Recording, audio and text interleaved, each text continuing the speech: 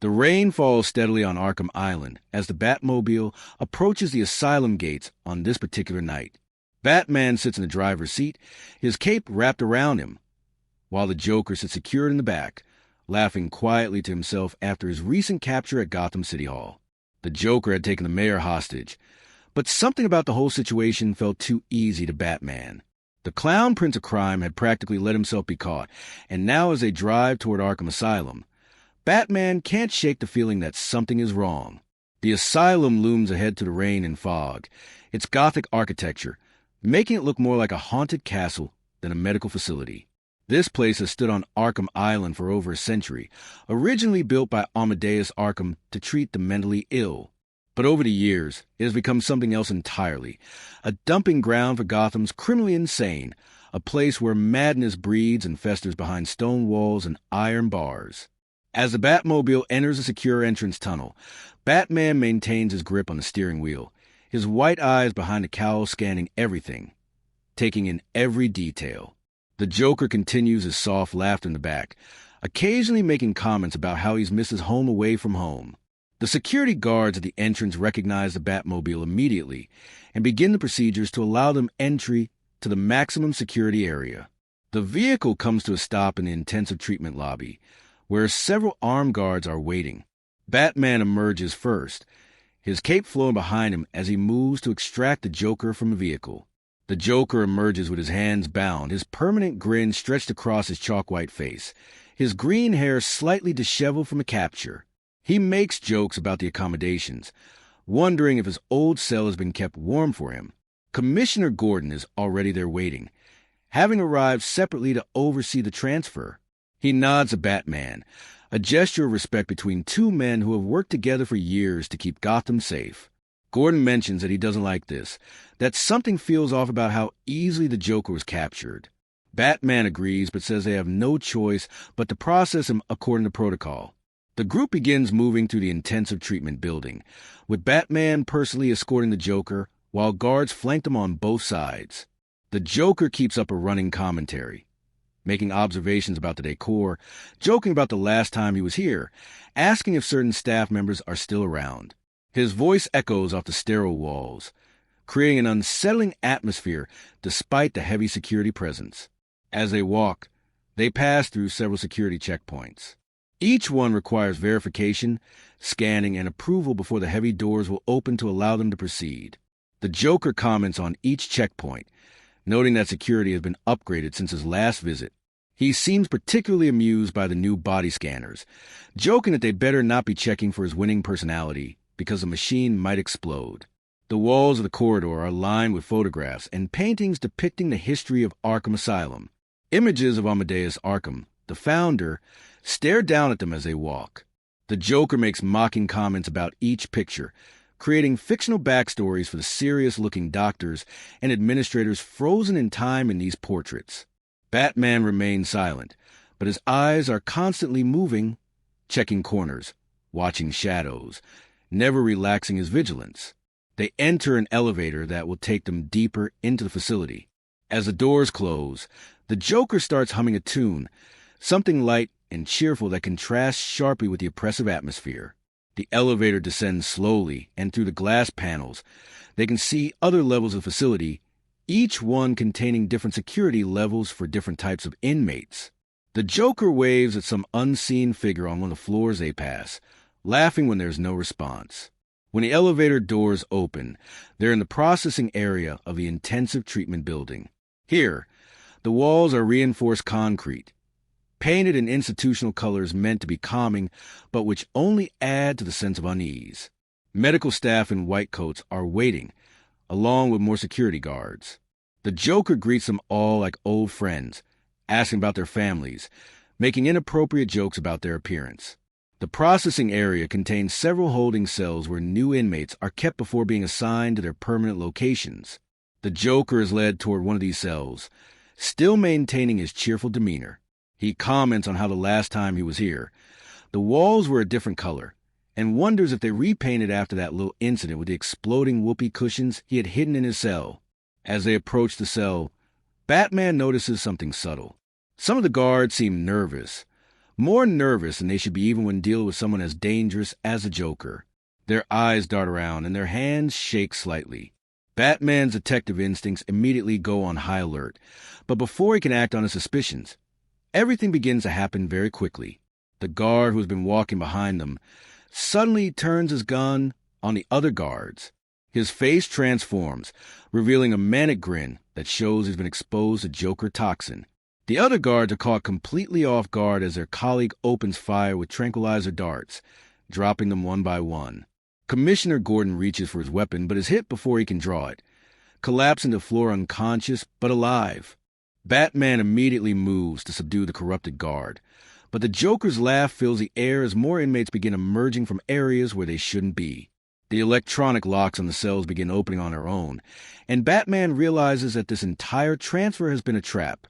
The Joker has been planning this for who knows how long, getting his people in place, corrupting staff members, preparing for this exact moment.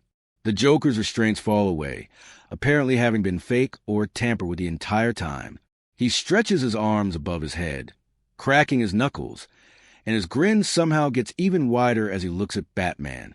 He explains they've been planning this little party for months, getting everything just right, making sure all the pieces were in place. And Batman, reliable as always, delivered him right to where he needed to be. Harley Quinn's voice suddenly comes over the intercom system, cheerful and bubbly, as she announces that Arkham Asylum is now under new management. She's taken control of the security systems, locking down the island and releasing inmates throughout the facility. Her devotion to the Joker is clear in every word as she explains that Mr. J's plan is going perfectly and that Batman is now trapped on the island with all of Gotham's worst criminals.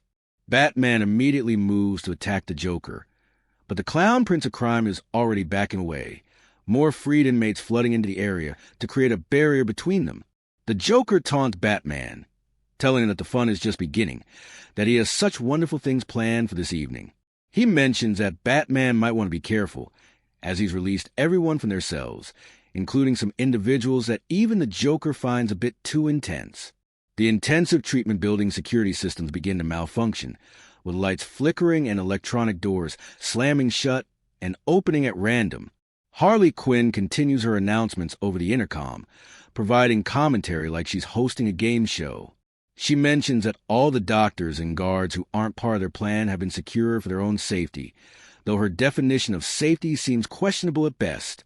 Batman tries to pursue the Joker, but the villain disappears deeper into the facility while his minions attack. These aren't just random thugs, but inmates who have been specifically chosen and prepared for this moment. They attack in coordinated groups, trying to overwhelm Batman with numbers. But Batman has trained for situations like this, and his combat skills allow him to systematically take down the attackers despite being outnumbered. As Batman fights through the inmates, he can hear the chaos spreading throughout the asylum. Alarms are blaring, emergency lights are flashing, and in the distance, he can hear screaming and laughing echoing through the corridors. The Joker's voice occasionally cuts through the noise over the intercom, providing updates on the situation, mocking Batman's efforts to restore order. After defeating the immediate threats, Batman checks on Commissioner Gordon, who is unconscious but stable. He moves Gordon to a secure location, making sure he's hidden from any inmates who might come looking for hostages. Batman then tries to contact the outside world, but all communications have been jammed. The Joker and Harley have thought of everything, creating a perfect isolation on Arkham Island. Batman realizes he needs to regain control of the situation systematically.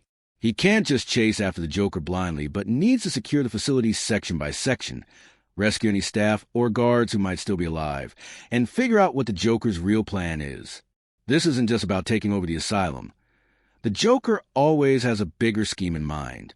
Moving through the intensive treatment building, Batman encounters pockets of resistance from guards who are still fighting against the inmates. He helps them establish defensive positions and provides them with instructions on how to hold their ground.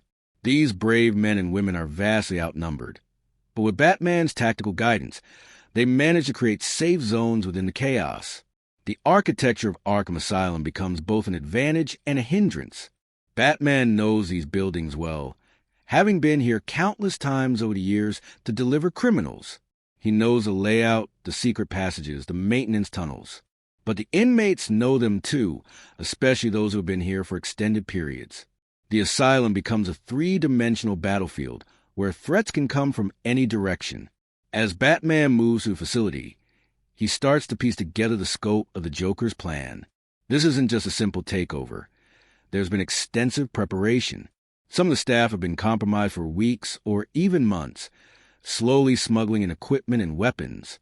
Security protocols have been subtly sabotaged, creating vulnerabilities that could be exploited at the right moment. The Joker has turned the entire asylum into his personal playground. The medical wing is in complete chaos when Batman arrives. Inmates are destroying equipment, ransacking supply cabinets, and terrorizing any staff they can find. Batman systematically takes them down, using the environment to his advantage. He uses medical equipment as improvised weapons, creates distractions with chemical reactions, and uses his knowledge of human anatomy to disable opponents with precise strikes. In one of the medical storage rooms, Batman discovers a group of doctors and nurses who have barricaded themselves inside. They're terrified but unharmed, having managed to lock the door before the inmates could reach them. Batman assures them that he'll get them to safety, but first, he needs information. They tell him about strange shipments that have been coming to the asylum recently, unmarked crates that were taken directly to the secure research area. This information leads Batman to investigate the research wing, where he discovers evidence of a secret project. Documents are scattered around, many of them partially destroyed, but Batman's detective skills allow him to piece together the truth. Dr. Penelope Young, one of the asylum psychiatrists, has been working on something called Project Titan, an experimental treatment derived from a venom compound that give Bane his superhuman strength. The implications are staggering. If the Joker gets his hands on this Titan formula, he could create an army of super strong criminals. The documents reveal that Dr. Young thought she was developing a treatment to help patients, a way to make them more manageable, but she was unknowingly being manipulated. The Joker has been playing a long game, using his sessions with Dr. Young to plant ideas, to guide her research in the direction he wanted. Batman needs to find Dr. Young before the Joker does. She's the only one who knows the complete formula and the location of the existing supplies of Titan.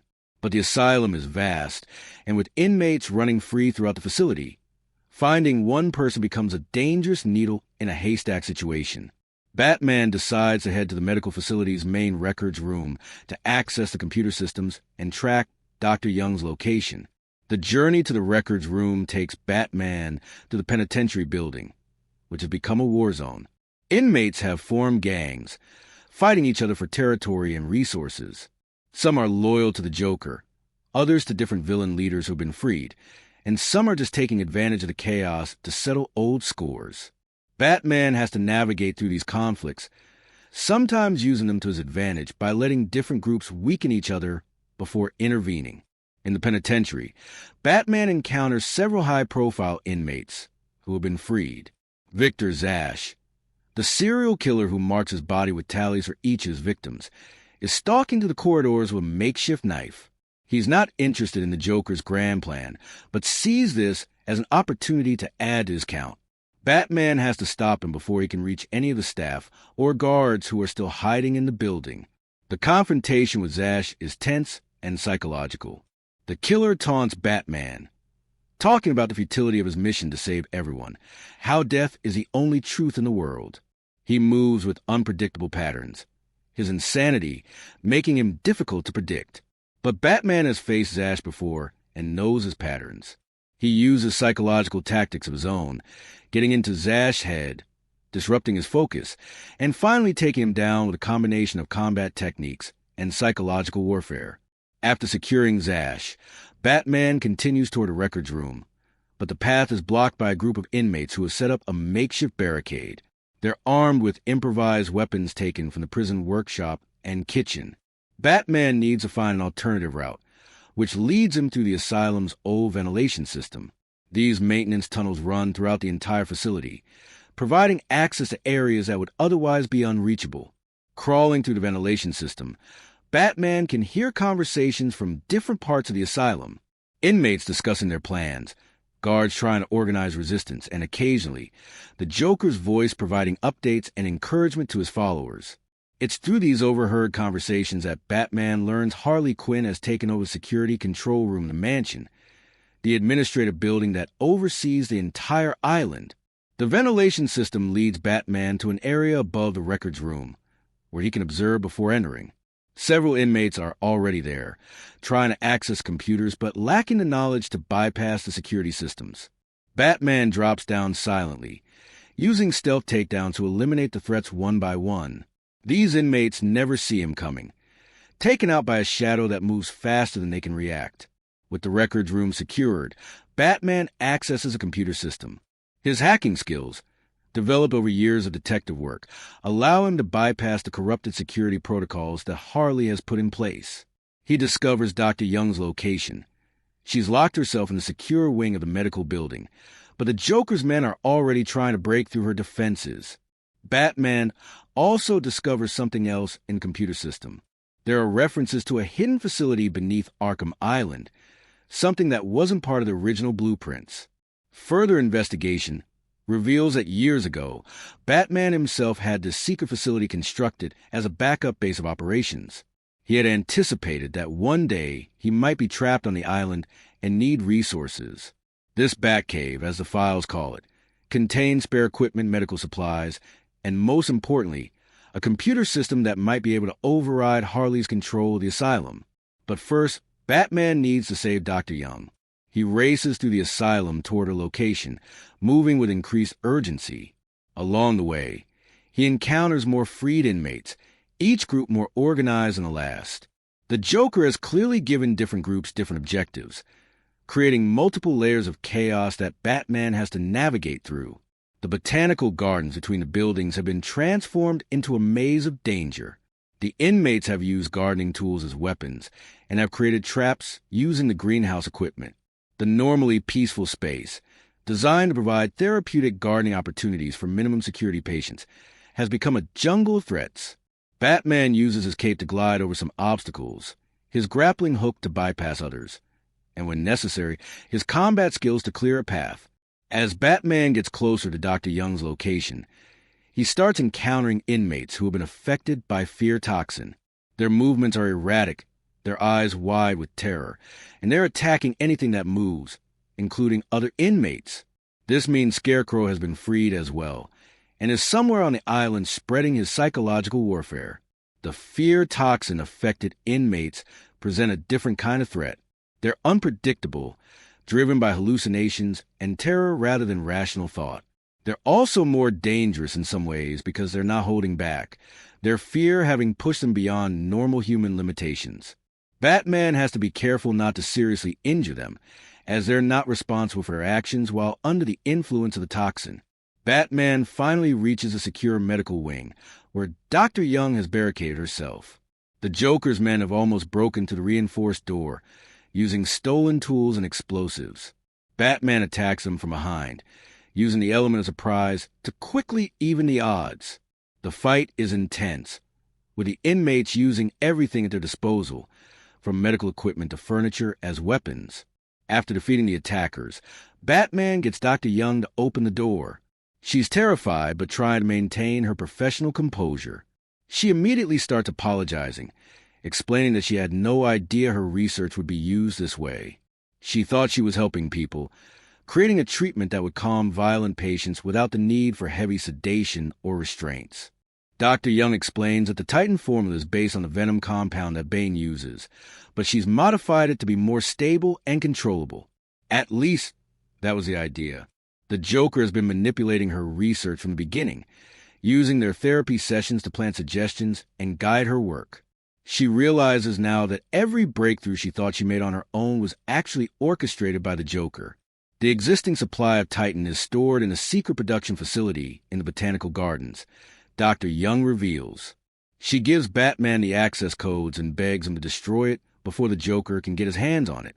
But as she's providing this information, Harley Quinn's voice comes over the intercom, thanking Dr. Young for the valuable information. They've been listening the entire time. Suddenly, the wall explodes inward. It's not the Joker's regular thugs this time, but Bane himself. The massive, venom-enhanced villain has been freed and sent specifically to retrieve Dr. Young. His enormous form barely fits through the hole he's created, muscles bulging grotesquely from the venom pumping through his system. His mask feeds him a constant supply of the drug, making him stronger but also dependent on it.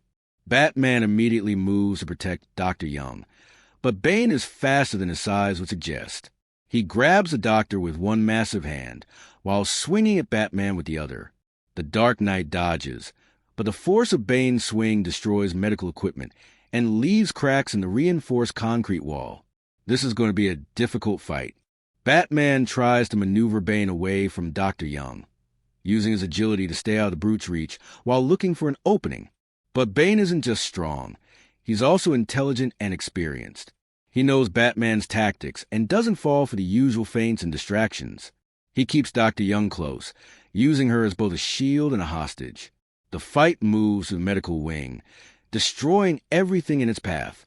Bane throws medical beds like they're made of paper, rips doors off their hinges to use as weapons, and as every step leaves cracks in the floor, Batman uses his gadgets to try to slow Bane down, but the villain's venom-enhanced durability allows him to shrug off attacks that would disable a normal person. During the fight, Batman notices the tubes feeding venom to Bane from the tank on his back. If he can sever those tubes, Bane will be cut off from his power source. But getting close enough to do that without being crushed is the challenge. Batman uses the environment to his advantage, causing part of the ceiling to collapse, temporarily pinning Bane.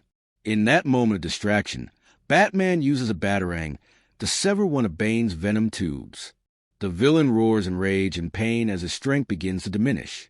But before Batman can press his advantage, Bane makes a desperate move. He throws Dr. Young with tremendous force toward a wall. Batman has to choose between continuing his attack on Bane or saving the Doctor. Batman chooses to save Dr. Young, catching her before she can hit the wall. But this gives Bane time to retreat, crashing through walls to escape. The villain is wounded but not defeated, and now he's loose somewhere in the asylum. Dr. Young is injured from the ordeal, and Batman gets her to a secure location where she can receive medical attention from the staff he's rescued. Before leaving Dr. Young in the care of the medical staff, she gives Batman one more crucial piece of information. The Joker had been asking specific questions about the Titan formula during their sessions, questions that suggest he might be planning to use it on himself. The thought of the Joker with superhuman strength is terrifying, but Dr. Young warns that the formula is unstable. Anyone who uses it risks permanent physical and mental damage. Batman heads toward the botanical gardens where the Titan production facility is hidden. The gardens are a massive greenhouse complex that takes up a significant portion of the island. In better times, it's a beautiful space where minimum security inmates can engage in therapeutic horticulture. Now, it's been transformed into something out of a nightmare. The moment Batman enters the botanical gardens, he can tell something is wrong. The air is thick with strange pollens and spores, and the plants seem to have grown wild in just a few hours since the breakout began. Then he sees her, Poison Ivy, freed from her special cell and now in her element. She's used her powers to accelerate plant growth, turning the gardens into her personal kingdom. Poison Ivy sits on a throne made of twisted vines and enormous flowers, looking like some kind of nature goddess. She greets Batman with a mixture of affection and disdain, commenting on how he always shows up to ruin her fun. She's not particularly interested in the Joker's plan, but is taking advantage of the chaos to expand her control over the island's plant life. The plants respond to Ivy's commands, with vines trying to entangle Batman and enormous flowers releasing toxic spores.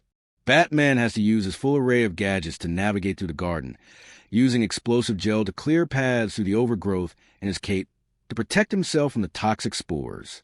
All the while, Ivy taunts him from her throne, commenting on the futility of his mission.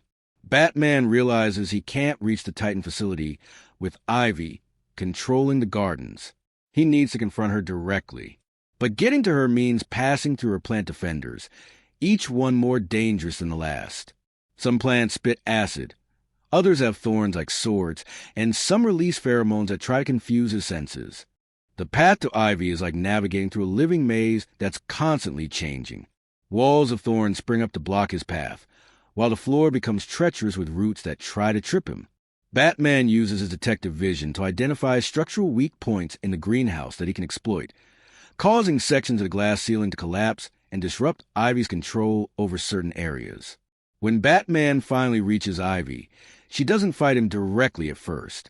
Instead, she tries to seduce him with her pheromones, getting close enough to deliver her poisonous kiss.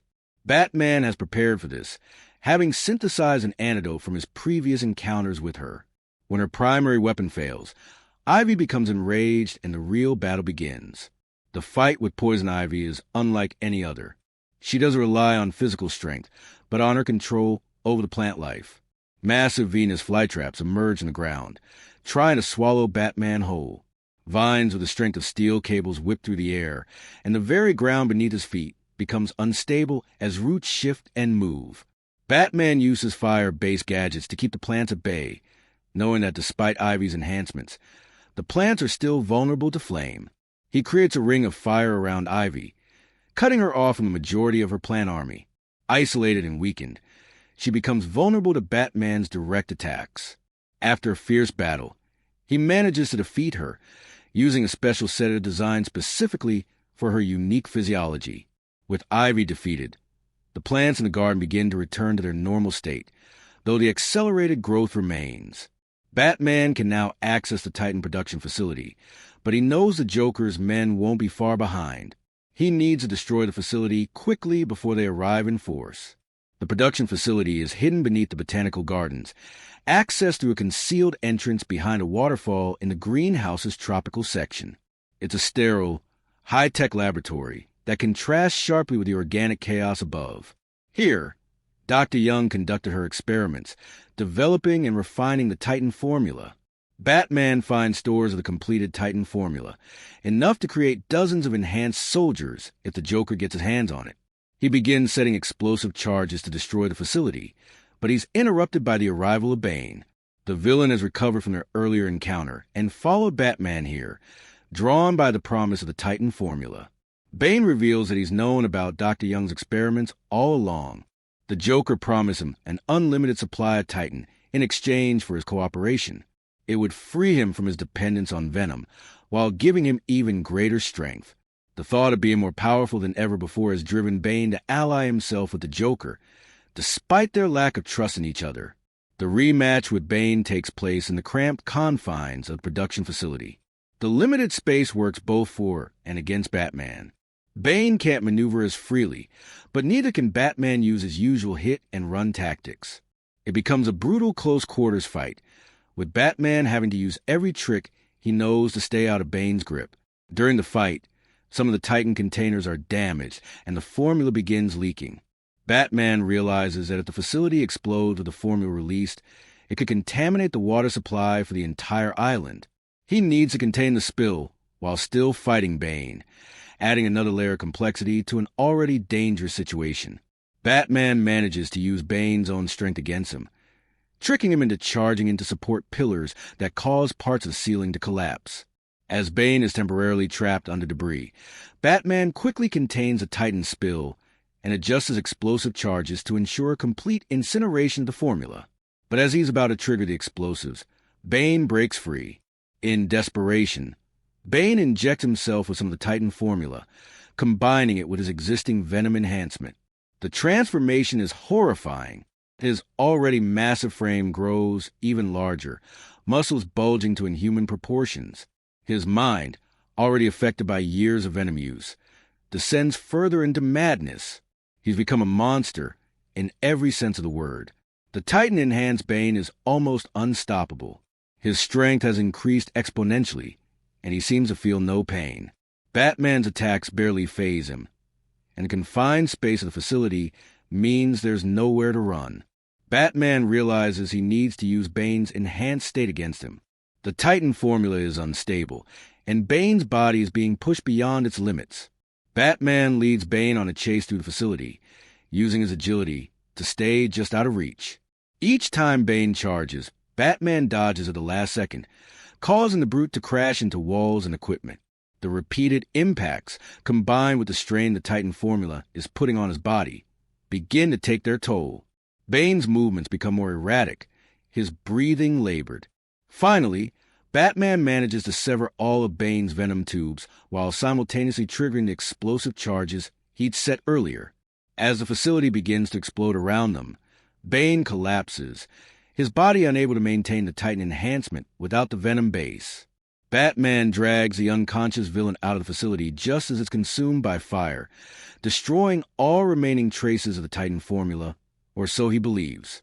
With the immediate threat of the Titan formula neutralized, Batman turns his attention back to finding the Joker. But as he emerges from Botanical Gardens, he's hit by a cloud of fear toxin. The world around him begins to distort and shift. The walls seem to breathe, shadows take on monstrous forms, and in the distance, he can hear the sound of his parents screaming. Scarecrow emerges from the shadows, his ragged form looking like something out of a nightmare. The fear toxin is affecting Batman's perceptions, making Scarecrow appear as a towering figure with syringes for fingers. The villain's voice echoes from everywhere and nowhere, talking about fear and how even the Batman isn't immune to it. The fear toxin forces Batman to relive his worst memory, the night his parents were murdered in Crime Alley. But this time it's different. In the hallucination, young Bruce Wayne is the one holding the gun. Scarecrow's voice narrates, explaining that Batman's greatest fear isn't the loss of his parents, but the fear that he could have prevented it, that he was somehow responsible. Batman struggles against the hallucination, using meditation techniques and sheer force of will to maintain some grip on reality. He knows what he's seeing isn't real, but the fear toxin makes it feel real. Every emotion, every sensation is amplified. He can smell the gunpowder, feel the rain on his face, hear his mother's pearls hitting the ground. Through the haze of fear, Batman manages to inject himself with an antitoxin he carries for such situations. The hallucination begins to fade, but Scarecrow has escaped during Batman's struggle with the toxin. However, the villain has left clues about his larger plan. He's been creating a more powerful version of his fear toxin, one that could affect the entire city if released. As Batman recovers from the fear toxin, he receives a message on his communicator. It's Oracle, Barbara Gordon, who has been trying to reach him since the communication blackout began. She's managed to partially bypass the jamming using Wayne Tech satellites.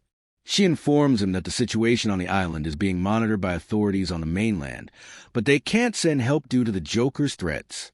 The Joker has rigged the bridges connecting Arkham Island to Gotham with explosives. If anyone tries to approach the island, he'll destroy the bridges, potentially killing hundreds of people. He's also claimed to have hidden bombs throughout Gotham that will detonate if anyone interferes with his plans. The authorities have no choice but to wait and hope that Batman can resolve the situation. Oracle also provides Batman with crucial intelligence she's gathered by hacking into the Asylum security systems. The Joker has set up his base of operations in the visitor center, where he's apparently waiting for Batman. She's also detected unusual activity in the Asylum's lower levels, suggesting that there might be more to the Joker's plan than just taking over the Asylum. Batman decides to make his way to the hidden Batcave beneath Arkham Island to resupply and gather more information. The entrance is concealed in the old cemetery on the north side of the island, hidden behind a false mausoleum. As he makes his way through the cemetery, he encounters more inmates who have been affected by various experiments and treatments gone wrong. The cemetery itself is a disturbing place even under normal circumstances. It contains the graves of inmates who died at the asylum over the decades, many of them victims of the harsh treatments used in earlier eras. Now, with fear toxin lingering in the air and inmates running wild, it's become a scene from a horror movie. Batman reaches the false mausoleum and activates the hidden entrance. A secret elevator takes him deep beneath the island to the Batcave he established years ago. It's smaller than the main cave beneath Wayne Manor, but still impressive. Computer terminals line one wall.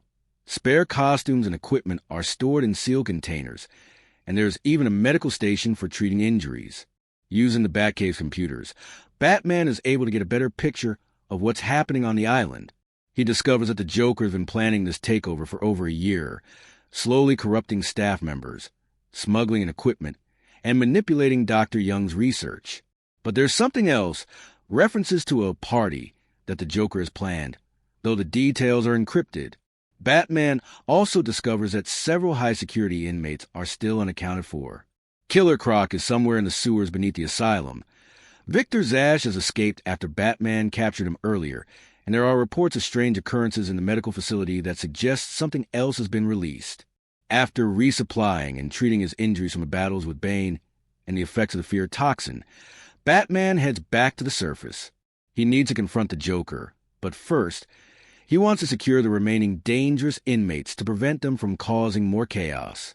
The sewers where Killer Croc has made his home are accessible through the intensive treatment building. These tunnels run beneath the entire island, originally designed for waste management, but abandoned decades ago due to structural problems. Killer Croc claimed them as his territory during one of his imprisonments, and the asylum staff learned it was easier to let him have the sewers than try to force him into a regular cell. The descent into the sewers is like entering another world. The air is thick with moisture and decay, and the only light comes from occasional emergency bulbs that cast sickly green glows. The water is murky and toxic, contaminated by years of chemical runoff from the asylum's medical facilities. And somewhere in this maze of tunnels, Killer Croc waits. Batman can hear Croc before he sees him. The sound of something massive moving through water, the scrape of claws on concrete, and a low growl that seems to come from everywhere at once. Killer Croc has evolved far beyond his original human form. The condition that gave him his reptilian appearance has progressed to the point where he's more crocodile than man. The first encounter with Killer Croc is brief but terrifying. The massive creature emerges from the water without warning, jaws snapping at where Batman was standing just seconds before. Croc is enormous, nearly twice Batman's height, and covered in scales that are like armor. His teeth are like daggers, and his strength is comparable to Bane's even without enhancement drugs. Batman realizes that fighting Croc directly in his own territory would be suicide. Instead, he needs to use strategy and the environment to his advantage. The sewers are old and structurally unsound in places. If he can lure Croc to the right locations, he might be able to trap him or at least slow him down. The cat and mouse game through the sewers is intense. Batman moves carefully along walkways and pipes, knowing that one wrong step could send him into the water, where Croc has every advantage. He uses sonic devices to disorient Croc's sensitive hearing, and throws batarangs to create distractions, leading the creature away from his actual path. At one point, Batman needs to cross a large chamber filled with water to reach a control room. Croc is definitely in this water, waiting. Batman creates a makeshift raft from debris and carefully poles his way across, knowing that any sudden movement could attract Croc's attention. Halfway across, the massive creature surfaces, creating waves that nearly capsize Batman's makeshift vessel. The ensuing chase through the flooded chamber is heart-pounding. Croc moves through the water with incredible speed, while Batman has to leap from floating debris to pipes to walkways, always staying just ahead of those snapping jaws. He reaches a control room and quickly seals the heavy metal door behind him, though he can hear Croc's massive body slamming against it, trying to break through. In the control room, Batman finds evidence of what Croc has been doing in the sewers. The creature has been collecting things from his victims over the years, creating a grotesque trophy room. Among these items, Batman finds an asylum guard's keycard that provides access to restricted areas. This could be useful for navigating the facility. Batman also discovers that the sewers connect to an old cave system that predates the asylum. These natural caves run even deeper beneath the island and seem to have been used for something in the past. Though the records are unclear, there are references to experiments conducted in absolute secrecy, things that even the asylum's administrators didn't know about. To leave the sewers, Batman needs to get past Croc one more time. He uses the control room systems to release a massive amount of sedative into the water, a contingency the asylum had installed in case Croc ever became completely uncontrollable. The sedative won't knock out someone of Croc's size and metabolism, but it will slow him down. As Batman makes his way back through the sewers, he can tell the sedative is taking effect. Croc's movements are sluggish, his reactions delayed. Batman manages to seal several key passages behind him, effectively trapping Croc in a section of the sewers until the authorities can figure out a more permanent solution. Emerging from the sewers, Batman is contacted by Oracle again, She's intercepted communications suggesting that the Joker has discovered the location of the hidden Batcave and has sent Harley Quinn with a team to destroy it. Batman races back to the cemetery, but he's too late. Explosions rock the island as the entrance to the Batcave is destroyed, sealing it off and eliminating it as a resource. Harley Quinn's laughter echoes through the cemetery as she escapes with her team. She's dressed in her red and black jester outfit, complete with jingling bells that seem oddly out of place in the grim surroundings. She blows Batman a kiss before disappearing into the night, heading back to the visitor center where the Joker waits. With his backup base destroyed and resources limited, Batman knows he needs to confront the Joker soon.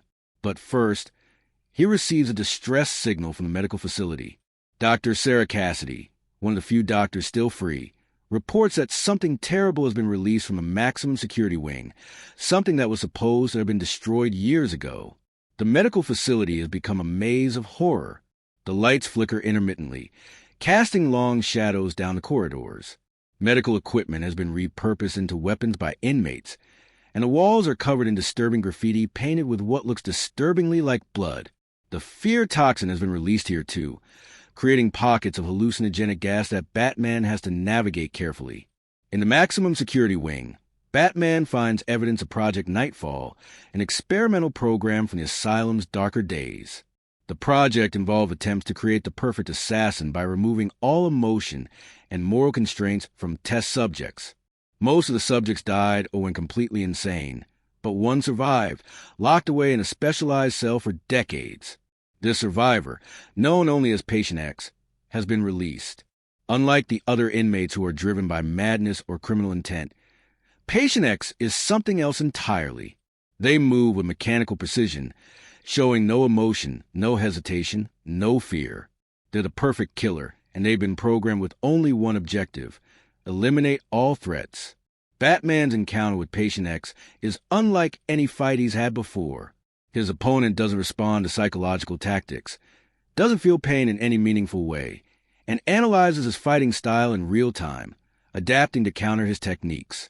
It's like fighting a machine in human form, one that learns and evolves with each exchange. The battle takes them to the medical facility, destroying equipment and endangering the few remaining staff members hiding in the area. Batman realizes that traditional combat won't work here. He needs to think differently to use Patient X's programming against them. He starts creating situations where Patient X's directive to eliminate threats conflict with itself, causing momentary confusion in their programming. Using these moments of confusion, Batman manages to inject Patient X with a powerful sedative. Even then, it takes multiple doses before the program killer finally collapses. Batman secures Patient X in a reinforced cell, making note to ensure that Project Nightfall is properly investigated when this crisis is over.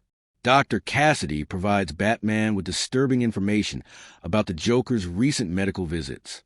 He's been complaining about feeling unwell, and blood tests show something unusual in his system. It appears he's been exposed to something that's causing cellular degradation. The Joker is dying, though he shows no signs of slowing down. This information puts the Joker's plan in a new light. This isn't just about causing chaos or defeating Batman. This is the Joker's last performance, his grand finale. He's planning something spectacular to mark his exit from the world, and he wants Batman to be there for every moment of it. Batman makes his way toward the visitor center, but he's intercepted by Scarecrow again. This time, the Master of Fear has prepared something special. He's created a massive dose of his new fear toxin formula, enough to affect a large area. He's planning to release it from the Asylum's bell tower, letting the wind carry it across to Gotham. The bell tower is one of the oldest structures on Arkham Island, a Gothic spire that rises above all the other buildings. It hasn't been used in decades, but Scarecrow has turned it into his laboratory. The stairs leading up are booby-trapped with fear gas dispensers, forcing Batman to face hallucination after hallucination as he climbs. Each hallucination is more intense than the last. Batman sees Jason Todd, the second Robin, asking why Batman didn't save him. He sees Harvey Dent before he became Two-Face, asking why Batman let him fall so far. He sees his parents, not as they died, but as they might have been if they'd lived, disappointed in what their son has become. But Batman pushes through, using his indomitable will to separate reality from illusion. He reaches the top of the tower, where Scarecrow waits with his fear toxin bomb. The villain monologues about fear being the only truth, how everyone is controlled by what they're afraid of, and how he's going to prove it by showing Gotham its deepest terrors. The confrontation with Scarecrow is as much mental as physical. The villain uses concentrated doses of fear toxin, creating illusions within illusions. At one point, Batman experiences a hallucination where he's a patient in Arkham, where his entire career as Batman has been a delusion, and the criminals he fights are actually doctors trying to help him. This particular hallucination is so detailed and convincing that for a moment, Batman almost believes it. He sees himself in a straitjacket, with the Joker as a psychiatrist, explaining that Bruce Wayne created the Batman persona to deal with the trauma of his parents' death. But Batman's training includes resistance to psychological manipulation, and he breaks free from the illusion. In the real world, Batman manages to destroy Scarecrow's fear toxin bomb before it can be activated. The villain, enraged by his failure, attacks Batman directly with syringes filled with concentrated toxin. The fight is chaotic, with Batman having to avoid the syringes while dealing with the residual effects of the fear gas he's already been exposed to. Finally, Batman defeats Scarecrow by using the villain's own fear against him. He creates a situation where Scarecrow is exposed to his own toxin, and for the first time, the Master of Fear experiences true terror. He sees himself as others see him, a pathetic man hiding behind chemicals and masks, and the revelation breaks him. With Scarecrow defeated and the fear toxin threat neutralized, Batman finally heads to the visitor center for his confrontation with the Joker. The building has been transformed into a twisted funhouse, with carnival music playing over the speakers and disturbing decorations made from Asylum equipment. The Joker is waiting in the main hall, sitting on a throne made from old electroshock therapy chairs. He looks worse than usual, his skin more pale, dark circles under his eyes, and occasional coughs that produce specks of blood. But his smile is as wide as ever, and his eyes gleam with malicious joy. The Joker reveals the truth about his condition. The chemical bath that created him years ago has been slowly killing him ever since. His body has been deteriorating, and he estimates he only has weeks, maybe days left, but he's not going to go quietly.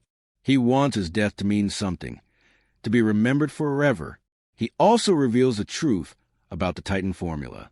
While Batman destroyed the main supply, the Joker had already extracted enough for his real plan. He's been distributing it to his most loyal followers, creating an army of Titan-enhanced monsters. But more than that, he's planning to use it on himself, to become something unprecedented in his final moments. The Joker's men, now transformed by Titan, emerge from hiding. They're grotesque, their bodies twisted and enlarged by the unstable formula. They retain enough of their minds to follow orders, but are driven by constant pain and rage from their transformation. Batman has to fight through them to reach the Joker. The battle with the Titan-enhanced thugs is brutal. Each one has strength comparable to Bane, though they lack his skill and intelligence. Batman has to use every trick he knows, exploiting their reduced mobility and using their strength against each other. He manages to defeat them, but the effort leaves him exhausted. The Joker applauds Batman's performance, commenting on how he always manages to exceed expectations. But the show isn't over yet. The Joker produces a syringe filled with Titan formula, not the regular version, but one he's modified himself. He claims it will make the transformation even more extreme, more permanent. Batman tries to stop him, but the Joker injects himself with the Titan formula. The transformation is horrifying. His already thin frame explodes with muscle, but unlike the other Titan subjects, the Joker retains his intelligence and personality. He becomes a massive, monstrous version of himself, complete with his characteristic grin stretched across a face now 3 times its normal size. The Titan Joker is unlike anything Batman has faced. He has incredible strength and durability, but he also has the Joker's cunning and unpredictability. He doesn't fight like a brute, but uses strategy and psychological warfare, even in his monstrous form. He taunts Batman, pointing out that this is what they've both always been, monsters pretending to be men. The battle takes them through the visitor center and eventually onto the roof. The Joker has rigged the building with explosives, planning to destroy it with both of them inside, if he can't defeat Batman. He sees it as the perfect ending to their story, the ultimate joke where neither of them wins. Batman realizes he can't match the Titan Joker's strength directly. Instead, he needs to use the unstable nature of the formula against him. The Titan enhancement is putting enormous strain on the Joker's already damaged body. Each moment in this form is causing cellular breakdown at an accelerated rate. Batman employs hit-and-run tactics, forcing the Joker to exert himself, to push his transformed body to its limits. He uses explosive gel to create obstacles, his grappling hook to stay mobile, and precise strikes to target the areas where the transformation seems most unstable. As the battle progresses, the Joker's body begins to show signs of failure. The transformation starts to become asymmetrical, with some parts growing while others shrink. The Joker is literally falling apart at the cellular level, but he keeps fighting, keeps laughing, determined to take Batman with him. The fight reaches its climax when the Joker, in desperation, triggers the explosives in the building. Batman has seconds to act. He uses his cape to shield himself from the initial blast and his grappling hook to pull both himself and the Joker clear of the collapsing structure. Even now, even after everything, Batman won't let the Joker die. The Joker, now rapidly reverting from his Titan form as his body fails, laughs at Batman's inability to let him die. He points out that this is why their conflict will never end, because Batman doesn't have what it takes to do what's necessary. But his laughter turns to coughing, and it's clear that the Titan formula has accelerated his deterioration. As the Joker lies dying, he reveals one last surprise. The bombs he claimed to have hidden in Gotham were a lie, but he has done something else. He's released all the Asylum's records, including the real names and addresses of every criminal ever housed there, onto the internet. The chaos this will cause as victims seek revenge and criminals are targeted will be his lasting legacy. But there's more. The Joker also reveals that he knows Batman's true identity. He's known for years but never acted on it, because Bruce Wayne wasn't the part that mattered. Batman was his true enemy, his other half, the order to his chaos. The Joker dies with a smile on his face, satisfied that he's had the last laugh. Except he doesn't die. Batman manages to stabilize him using emergency medical equipment salvaged from the destroyed visitor center. The Joker will live, though his body is ravaged by the Titan formula and his pre-existing condition. He's placed back in custody, weaker than ever but somehow still dangerous. As dawn breaks over Arkham Island, the authorities finally arrive. The surviving inmates are rounded up and secured. The staff members who were trapped are rescued and treated for their injuries. The physical damage to the asylum is extensive, but it can be rebuilt. Commissioner Gordon, recovered from the tranquilizers, meets with Batman on the shore of the island. They discuss the night's events and what needs to be done going forward. The asylum security will need to be completely overhauled. The practice of housing supercriminals here will need to be reconsidered. And the various secret projects uncovered during the night will need to be properly investigated. Batman provides Gordon with encrypted files containing everything he discovered about Project Titan, Project Nightfall, and the other unethical experiments conducted at the asylum. He also gives him information about the corrupted staff members who helped the Joker, though many of them died during the night's chaos. The question of what to do with the released information about the criminals' identities is more complex. The damage is done, and there's no way to completely remove the information from the internet. Batman and Gordon agreed to work together to protect those at risk and to manage the inevitable vigilante actions that will follow. Dr. Young survives her injuries, but is traumatized by her role in the night's events. She resigns from the asylum and enters protective custody, knowing that there are those who would seek to use her knowledge of the Titan formula for their own purposes.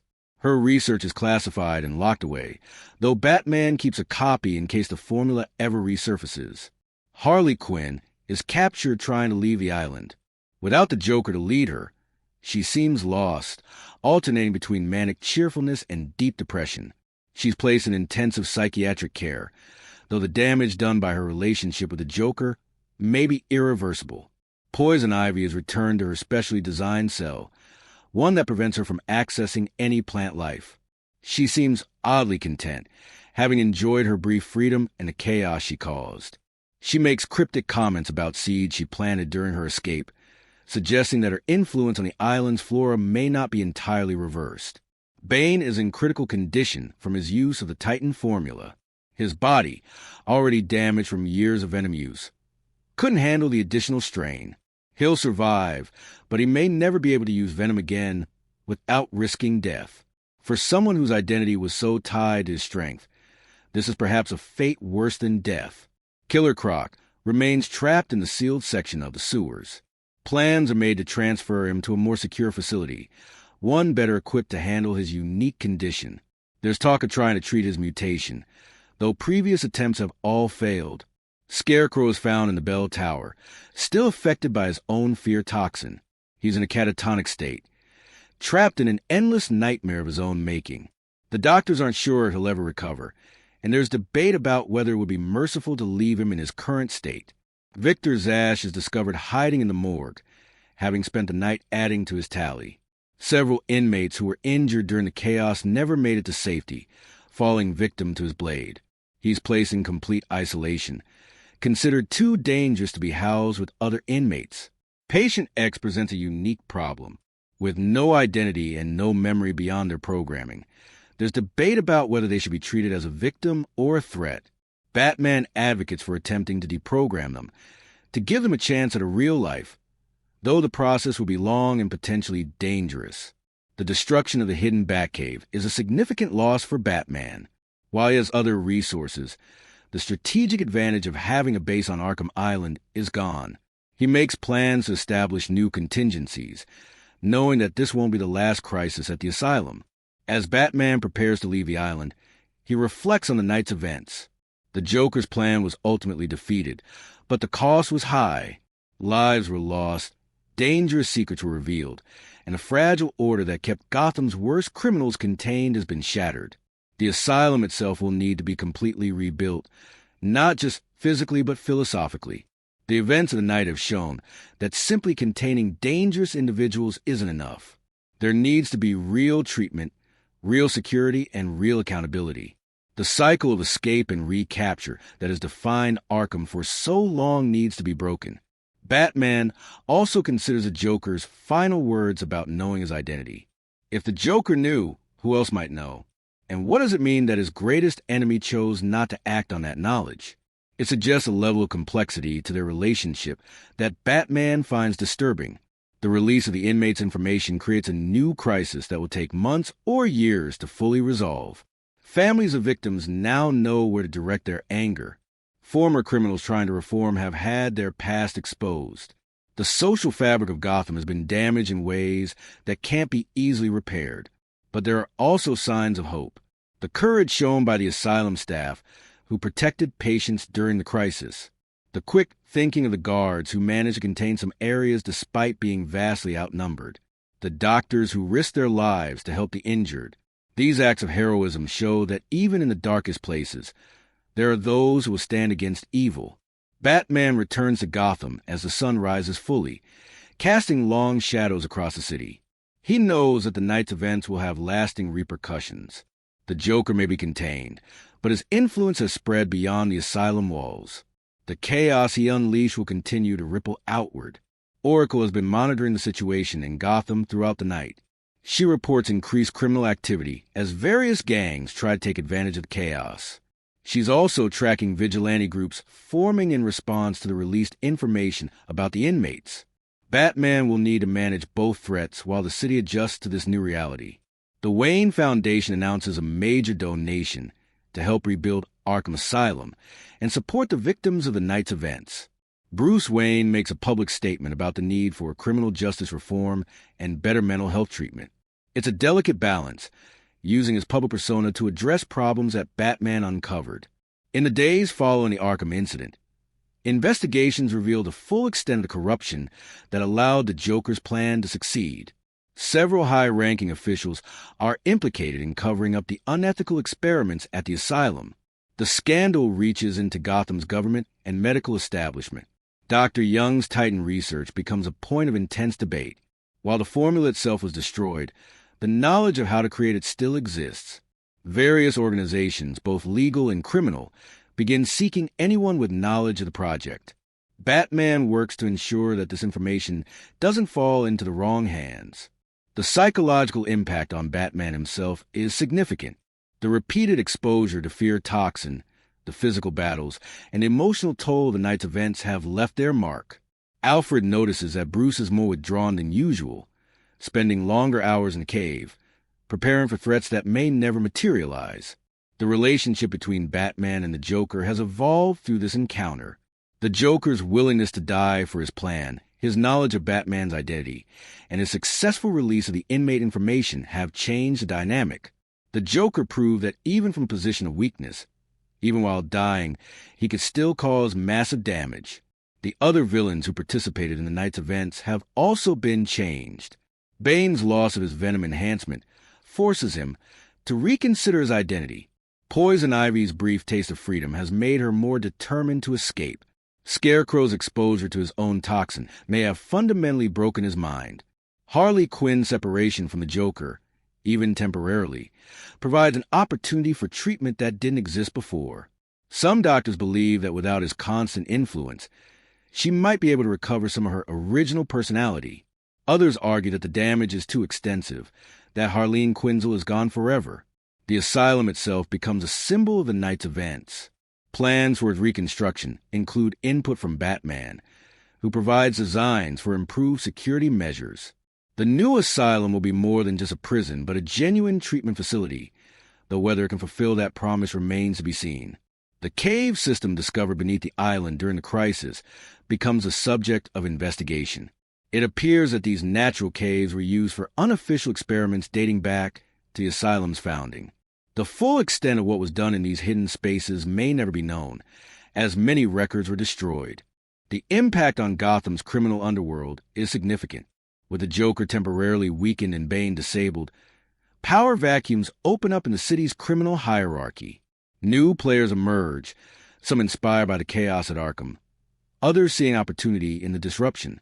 Batman increases his patrol activities in the weeks following the incident, knowing that periods of instability often lead to increased crime. He also works with Gordon to identify and protect individuals who might be targeted due to the released information about inmates.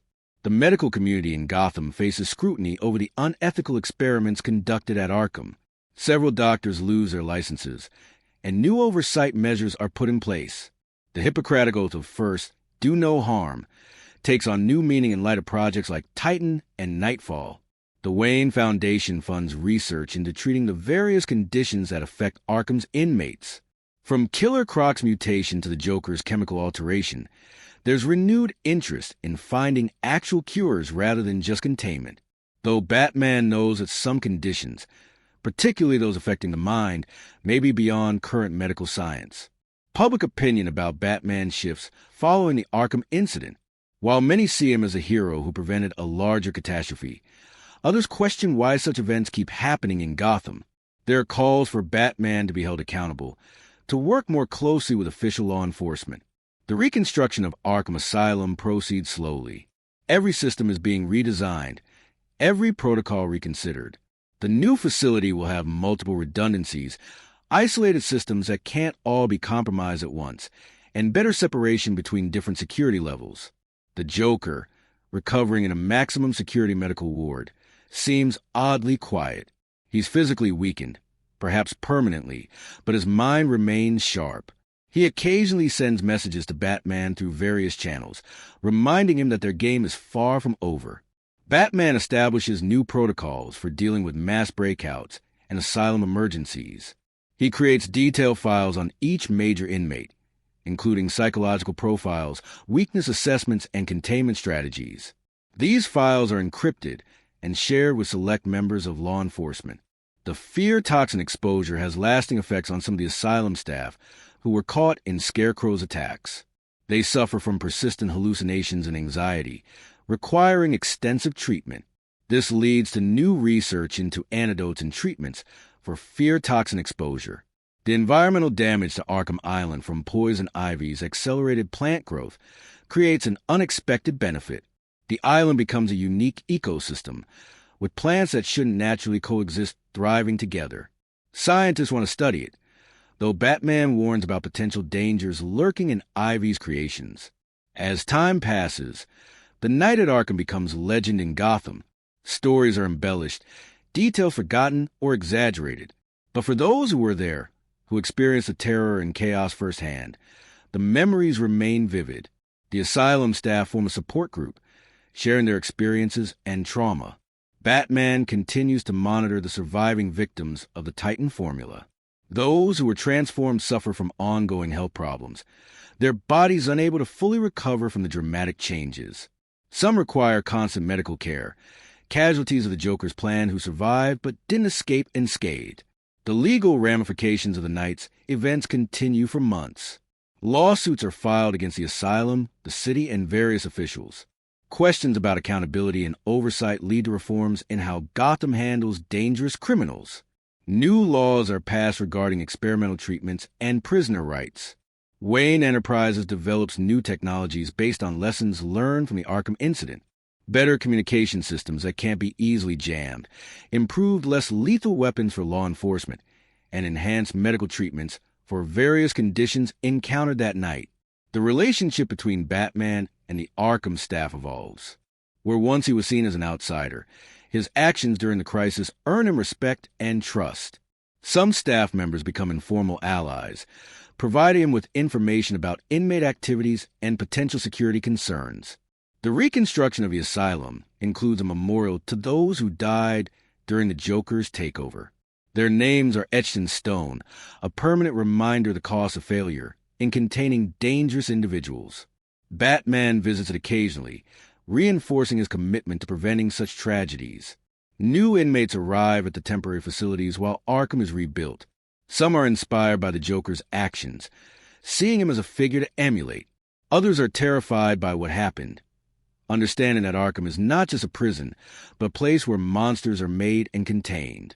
The Joker's knowledge of Batman's identity continues to be a concern.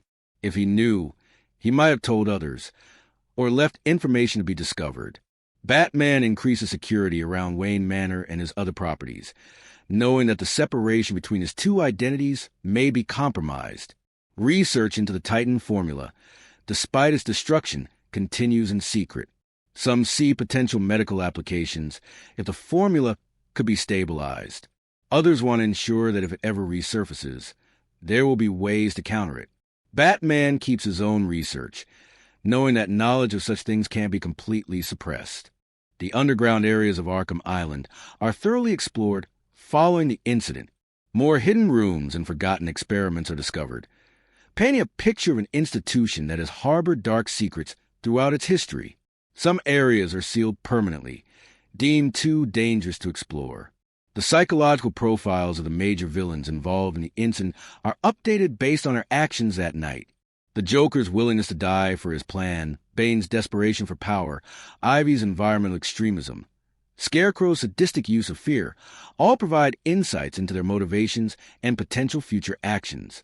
As the first anniversary of the Arkham incident approaches, the city prepares memorials and reviews the changes made since that night.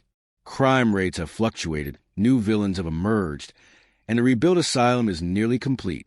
The question on everyone's mind is whether the lessons learned will prevent a similar incident. Batman reflects on how the night changed him. The exposure to so much concentrated evil, the decisions he had to make, the lives he couldn't save, all weigh on him.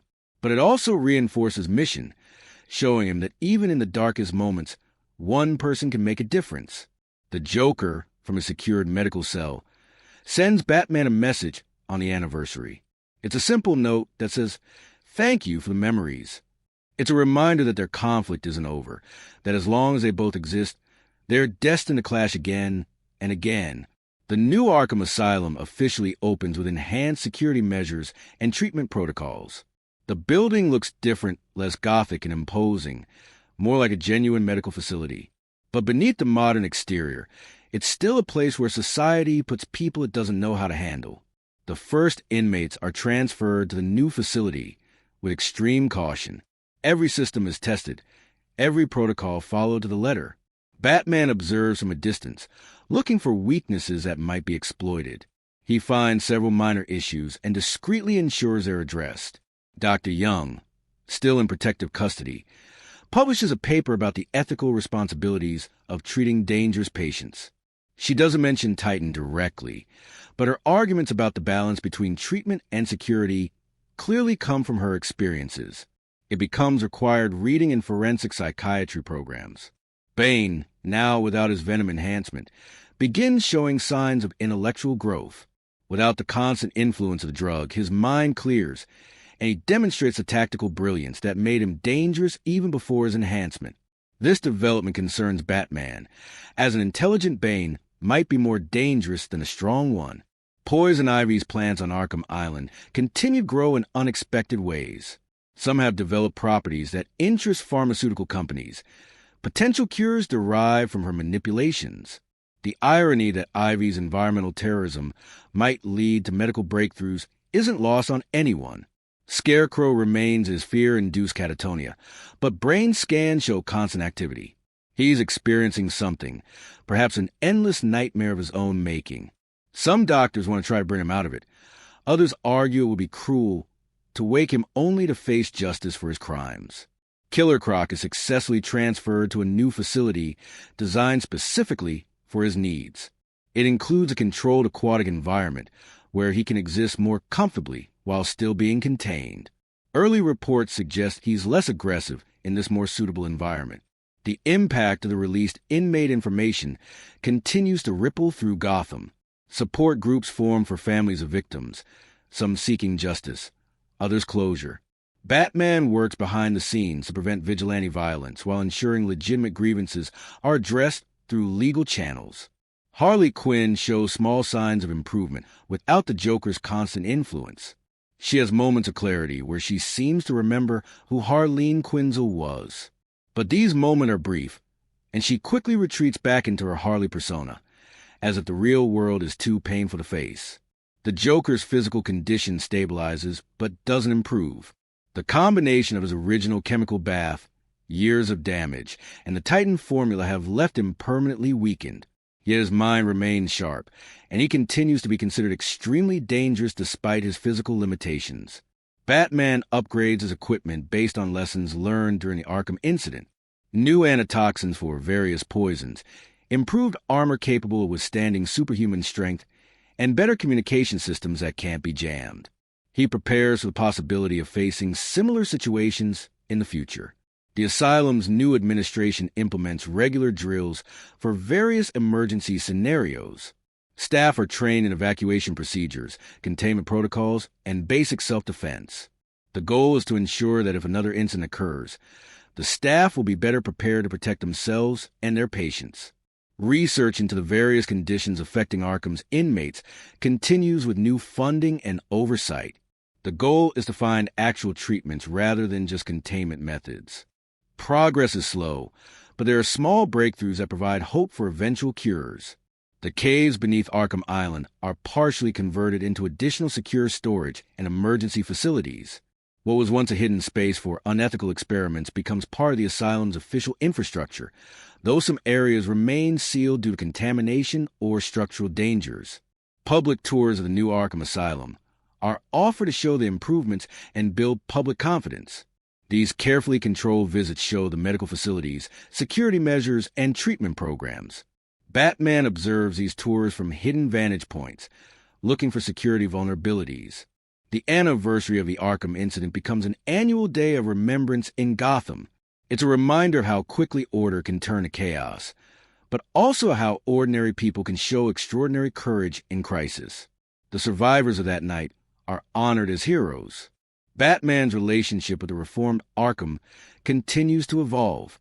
He's given unofficial consultant status, his expertise in dealing with supercriminals valuable despite his vigilante status. He provides insights into inmate psychology and security vulnerabilities that conventional experts might miss. The Joker begins showing interest in the new inmates arriving at Arkham, particularly those inspired by his actions during the takeover. He doesn't directly communicate with them, but his influence is felt through gestures, expressions, and the occasional maniacal laugh that echoes through the maximum security wing. Plans are made for dealing with future mass breakout scenarios. Emergency response teams are trained. communication protocols established, and containment strategies developed.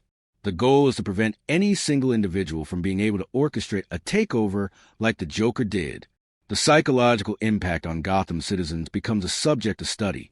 The knowledge that such chaos is possible, that the thin line between order and anarchy can be crossed so easily, has changed how people view their city.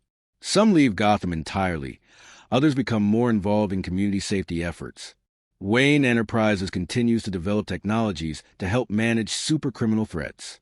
New materials for constructing cells, advanced monitoring systems, and non-lethal suppression methods are all tested and implemented. Bruce Wayne's public persona advocates for rehabilitation, while Batman prepares for the worst. The reformed Arkham Asylum becomes a model for other facilities dealing with dangerous criminals. Delegations visit from around the world to study the security measures and treatment protocols. The lessons learned from the Joker's takeover influence how similar institutions operate globally. As time passes, some of the inmates involved in the Arkham incident are deemed rehabilitated enough for transfer to lower security facilities. This creates controversy, with victims' families arguing that anyone involved in that night's events should remain in maximum security forever. Batman maintains detailed files on every aspect of the Arkham incident. He studies patterns, looks for warning signs he might have missed, and develops strategies for preventing similar events. The night haunts him not because of what happened, but because of what could happen again if he's not vigilant. The Joker's final message from that night, about their eternal conflict, proves prophetic. Even weakened and contained, he continues to influence events in Gotham. Copycat criminals emerge, inspired by his chaotic philosophy. The idea of the Joker becomes almost as dangerous as the man himself. New security measures at Arkham include biometric scanners, automated lockdown procedures, and independent backup systems that can't all be compromised simultaneously. The facility is designed to fragment in a crisis, preventing any single breach from compromising the entire asylum. The medical staff at the new Arkham undergo extensive psychological screening and regular evaluations. The corruption that allowed the Joker to orchestrate his takeover from within can't be allowed to happen again. Trust is limited, with multiple oversight layers to prevent manipulation. Research into fear toxins' long-term effects reveals that some exposure victims develop enhanced fear responses that actually improve their survival instincts. This unexpected benefit leads to controversial research into controlled fear exposure as a form of therapy, though Batman strongly opposes any use of Scarecrow's formulas. The environmental changes Poison Ivy made to Arkham Island create an ongoing situation. Some plants have developed aggressive defensive mechanisms, making certain areas of the island dangerous to navigate. Botanical experts work to contain the growth while studying the unique properties these hybrid plants have developed. Patient X, the program assassin from Project Nightfall, slowly shows signs of developing independent thought. The deprogramming process is lengthy and often frustrating, with setbacks occurring whenever certain trigger words or situations arise. Batman personally oversees some sessions, his experience with mentally manipulated individuals proving valuable. The legal precedents set by the Arkham incident influence criminal law throughout the country.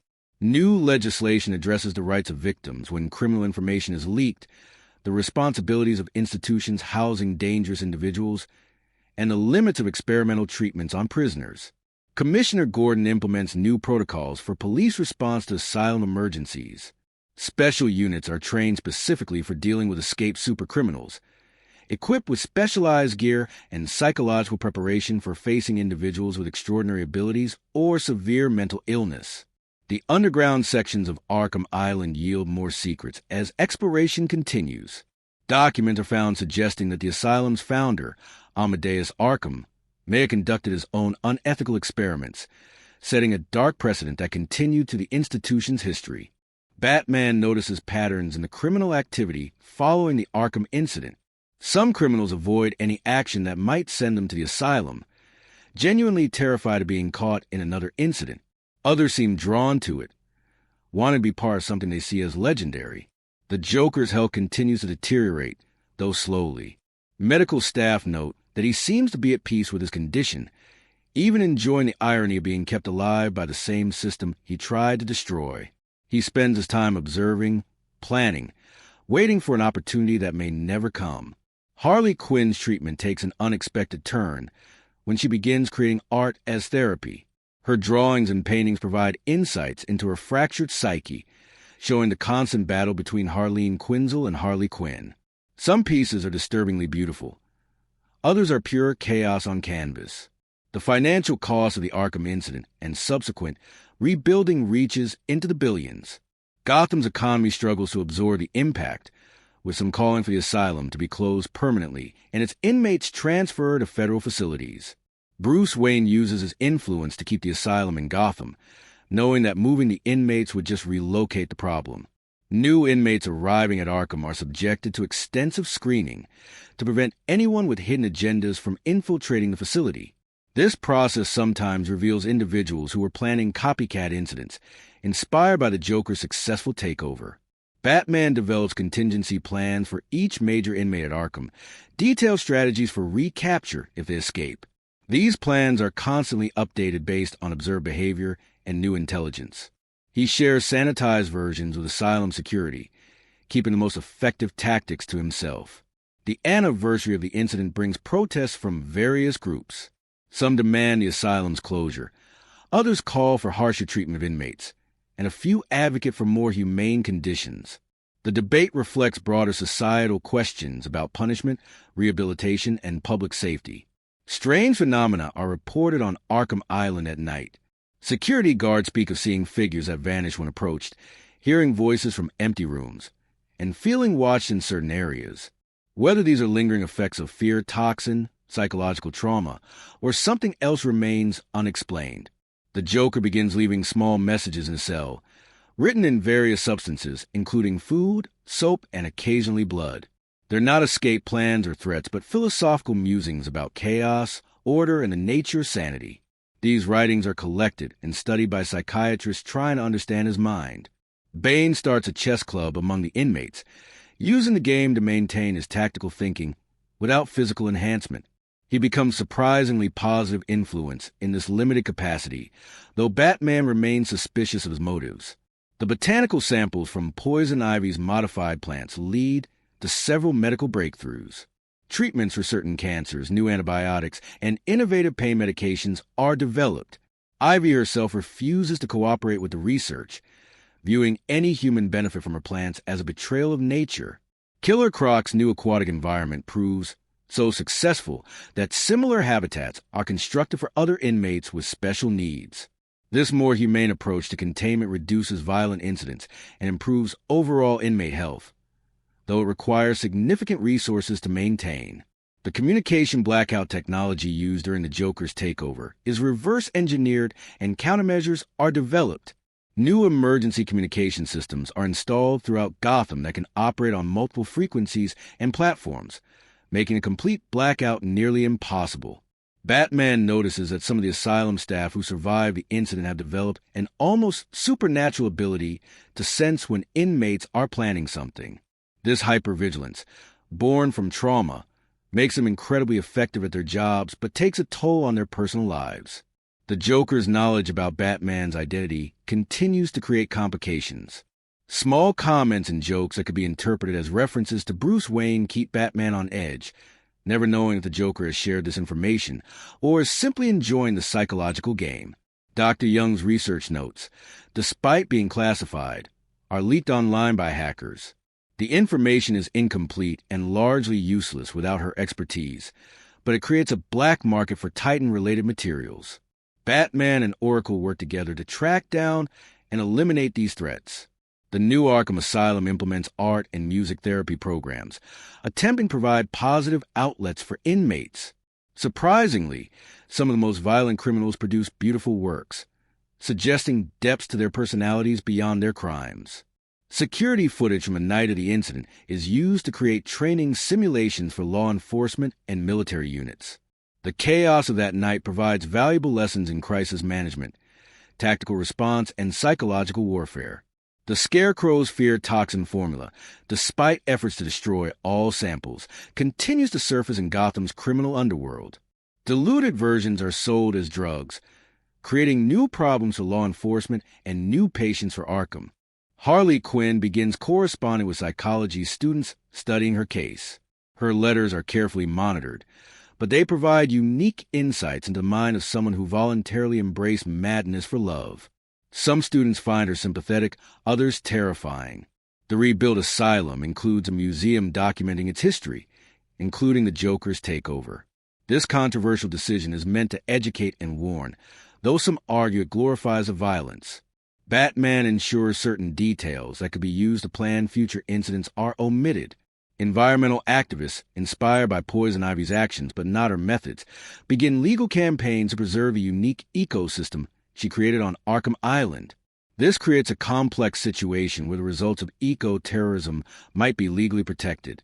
The Joker started a prison newspaper, writing articles that are nonsensical on the surface but contain hidden meanings and jokes that only he understands. The publication is allowed as part of his therapy, though every issue is carefully analyzed for coded messages. Batman's repeated exposure to various toxins during the incident has long-term effects on his health.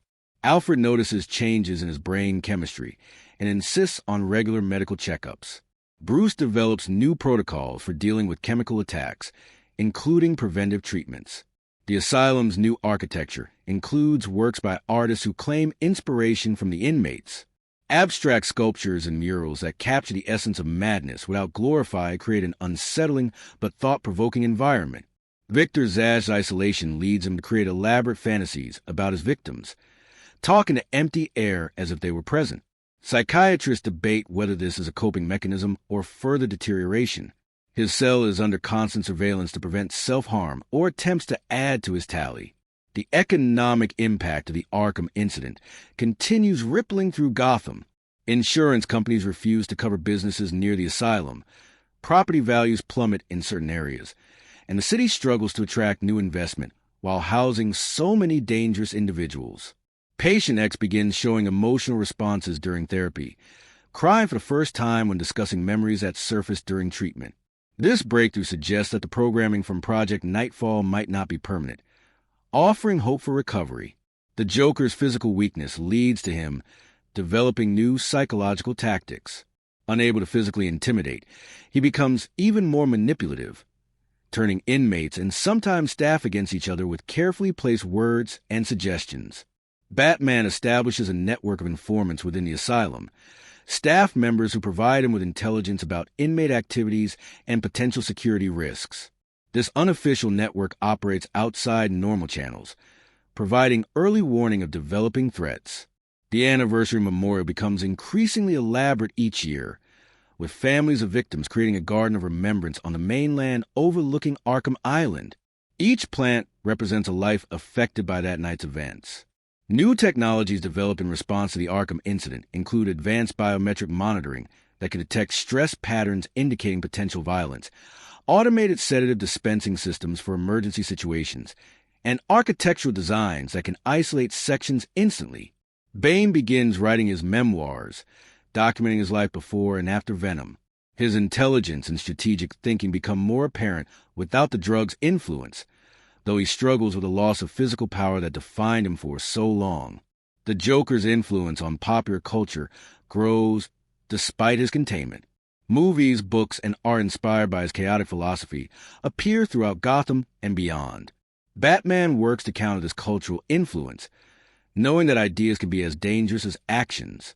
Poison Ivy's connection to the modified plants on Arkham Island remains strong despite her isolation. She claims to feel their growth, their changes, their interactions with the environment. Some dismiss this as delusion, but unexplained phenomena suggest she might be telling the truth. The legal battles resulting from the Arkham incident continue for years. Lawsuits, criminal proceedings, and regulatory hearings create a complex web of accountability that reshapes how Gotham handles dangerous criminals. Harley Quinn's therapy reveals the extent of the Joker's psychological abuse. The layers of manipulation, gaslighting, and conditioning run so deep that therapists compare it to cult deprogramming. Her occasional moments of clarity become more frequent, but remain fragile. Batman's study of the Arkham incident leads him to develop new psychological profiles for criminal behavior. These profiles help predict which individuals might be susceptible to recruitment by supervillains and allow for preventive interventions. The asylum's new educational programs include lectures by reformed criminals who share their stories as cautionary tales. These programs are controversial but show promising results in deterring crime among at-risk youth. Scarecrow's catatonic state begins showing changes after years of apparent stillness. Brain scans reveal shifting patterns suggesting his nightmare might be evolving, possibly becoming something worse than what initially trapped him. The environmental impact of the Titan formula on those exposed continues to manifest in unexpected ways. Some develop chronic health conditions. Others show cellular mutations that require constant monitoring. The long-term effects won't be fully understood for years. Commissioner Gordon implements new policies requiring regular psychological evaluations for officers who interact with Arkham inmates. The psychological toll of dealing with such extreme criminals is finally being acknowledged and addressed. The Joker begins showing interest in the new generation of criminals inspired by his actions. He doesn't directly mentor them, but observes with amusement as they try to replicate his chaos without understanding its underlying philosophy. Batman's relationship with the Asylum staff deepens as they come to rely on his expertise. He becomes an unofficial advisor on security matters, his insights preventing several potential incidents before they can develop. The botanical gardens are partially reopened to public, with carefully controlled tours showing the unique ecosystem poison ivy created. It becomes a popular if unsettling attraction, with proceeds funding victim support services. Patient X chooses a name for themselves as part of the recovery, symbolically rejecting their designation as a test subject. This self-identification marks a crucial step in developing an independent identity beyond their programming. The Asylum's new containment protocols include rotating security assignments to prevent inmates from learning patterns and corrupting specific guards. This constant change makes it harder for anyone to plan an escape or takeover. Killer Croc's improved behavior in his new environment leads to him being allowed supervised interactions with marine biologists, studying his mutation. These sessions provide valuable data while giving him mental stimulation beyond basic containment. The Joker's deteriorating health reaches a plateau where he's stable but significantly weakened. He adapts to his physical limitations with disturbing cheerfulness, finding new ways to be dangerous that don't require physical strength. Batman develops new detective techniques based on lessons learned during the Arkham incident. The ability to quickly analyze and respond to rapidly evolving chaos becomes a crucial skill he works to perfect. The Asylum implements a buddy system where no staff member works alone in high-security areas. This simple change, inspired by the Joker's exploitation of isolated staff, significantly reduces security incidents. Research into the various conditions affecting Arkham inmates leads to broader medical breakthroughs. Treatments developed for extreme cases prove effective for more common mental health conditions, providing unexpected benefits to society. The underground areas of Arkham Island are converted into emergency bunkers designed to protect staff and lower-risk inmates during incidents. These safe zones can be sealed off completely with independent life support systems. Harley Quinn begins showing artistic talent beyond therapy, creating works that galleries want to display. The ethical implications of profiting from art created by criminals becomes a subject of heated debate. The Joker's writing becomes increasingly abstract, mixing philosophical observations with apparent nonsense. Scholars debate whether he's experiencing cognitive decline or operating on a level of chaos theory beyond normal comprehension. Batman's contingency plans evolve to include scenarios where multiple major villains cooperate, learning from how the Joker orchestrated joint action during his takeover. These plans require resources and preparation on a scale that pushes even his limits. The Asylum's new architecture wins awards for its innovative approach to secure medical facilities. The design balances security, treatment, and human dignity in ways previously thought impossible. As years pass, the Arkham incident becomes a defining moment in Gotham's history. It represents both the city's darkest hour and its resilience, showing that even in the face of orchestrated chaos, order can be restored. The Joker, despite his weakened state, remains the most dangerous inmate in Arkham. His mind, undiminished by his physical decline, continues to plot and plan, waiting for the perfect moment to remind the world why he's Batman's greatest enemy. Batman continues his vigilant watch over Arkham and Gotham, knowing that the Asylum will always be a powder keg waiting for a spark. The lessons learned from that terrible night inform every decision, every strategy, every preparation for future. The story of the Arkham Asylum incident becomes legend, told and retold with variations and embellishments. But for those who lived through it, who saw the true face of chaos and chose to stand against it, the reality was both more terrible and more heroic than any legend could capture. As night falls over Arkham Island, the asylum stands as a monument to both human failure and human resilience. Within its walls, madness and medicine continue their eternal struggle, while in Gotham, a dark knight maintains his watch, ready for whatever chaos might emerge.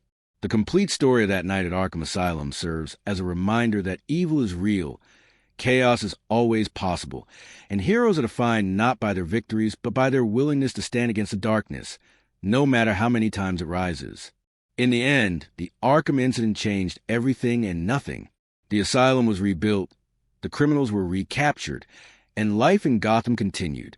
But beneath the surface, in the minds of those who experienced it, and in the preparations of those who guard against its repetition, the night the Joker took over Arkham Asylum remains a living presence. The tale concludes where it began, with Batman driving to the gates of Arkham Asylum, delivering another criminal to its cells. But now he does so with the knowledge gained from that night, with preparations made for every contingency, and with the certainty that somewhere in a maximum security wing, the Joker is smiling, planning, waiting. The cycle continues, as it always has and always will in Gotham. The eternal dance between order and chaos, sanity and madness, Batman and his rogues gallery. Arkham Asylum stands at the center of this dance, a stage where the most dangerous performances play out. Each night, as darkness falls over the asylum, the staff conduct their rounds, checking locks, monitoring systems, watching for signs of trouble. They move with practiced efficiency, trained by experience and guided by protocols written in response to that night of chaos. Batman watches from the shadows, a guardian whose presence is felt even when unseen. He knows that vigilance is the price of peace, that every quiet night is a victory earned through preparation and determination. The complete chronicle of the Arkham Asylum incident stands as testament to the heroism of ordinary people in extraordinary circumstances, the danger of unchecked ambition and manipulation, and the thin line that separates order from chaos in a world where supervillains are real. As this extensive exploration of that fateful night draws to a close, the asylum settles into its routine. Inmates sleep or plot in their cells, guards maintain their watch, and somewhere in the distance, the Batmobile's engine echoes through Gotham streets. The story of Arkham Asylum is never truly finished. Each day brings new challenges, new inmates, new threats to contain and treat. But the memory of the Joker's takeover serves as a constant reminder of what can happen when vigilance fails. In his cell, the Joker stares at the ceiling, his perpetual grin unchanged despite his weakened state. He knows, as Batman knows, that their story is far from over. The game continues, the pieces reset, ready for the next move in their eternal chess match. The asylum stands ready, rebuilt stronger but forever marked by that night when chaos reigned. Its walls hold not just criminals, but the collective trauma and triumph of those who survived the Joker's masterpiece of madness. As dawn approaches once again over Arkham Island, bringing another day of treatment, containment, and careful watching, the full story of the asylum incident settles into history. It becomes one more chapter in Gotham's dark narrative, one more night when heroes rose to meet an impossible challenge. The complete account of Batman's longest night at Arkham Asylum concludes with the understanding that such nights may come again. But with each crisis survived, each villain defeated, each innocent life saved, the forces of order grow stronger, more prepared, more determined to prevent chaos from consuming the city they protect. Sleep comes now to those who have heard this tale, this exhaustive chronicle of one night when madness nearly won, when chaos nearly consumed order, when the Joker nearly succeeded in his greatest joke. But nearly is not enough in Gotham, where heroes stand ready, where Batman maintains his eternal watch, where even in the darkest corners of Arkham Asylum, hope persists that treatment is possible, that redemption exists, and that dawn will always follow even the longest night. The comprehensive saga of the Arkham Asylum incident fades gently into memory, leaving listeners with the knowledge that in Gotham, in Arkham, in the eternal struggle between Batman and his enemies. Every ending is just a new beginning. Every victory a prelude to the next challenge. Every moment of peace earned through constant vigilance. Rest now, with complete story told, every detail explored, every character examined, every moment of that terrifying night at Arkham Asylum fully revealed. The tale is complete, the chronicle concluded, and somewhere in the darkness, Batman continues his watch, ensuring that such nights remain rare, that chaos remains contained, and that Gotham citizens can sleep safely, unaware of how close they came to disaster when the Joker took over Arkham Asylum.